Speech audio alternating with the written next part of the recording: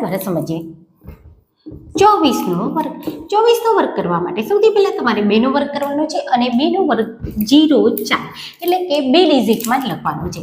4નો વર્ગ કરવાનો છે 16.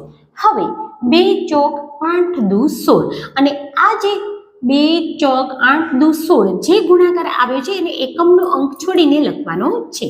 હવે આમનો કરી દો સરવાળો. તો 24નો વર્ગ થાય છે 576. હવે આપણે એક બીજું ઉદાહરણ લઈએ 84નો વર્ગ. તો 84નો વર્ગ કરવા માટે સૌથી પહેલા તમે 8નો વર્ગ કરી દો 64, 4નો વર્ગ કરી દો 16.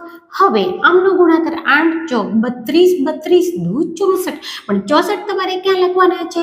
તો એક અંક છોડીને, એકમનો અંક છોડીને. હવે કરી દો સરવાળો. તો 84નો વર્ગ થાય 7056. હવે મિત્રો તમારે એક વર્ગ જાતે કરવાનો છે 93નો વર્ગ. તો આનો વર્ગ તમે કોમેન્ટ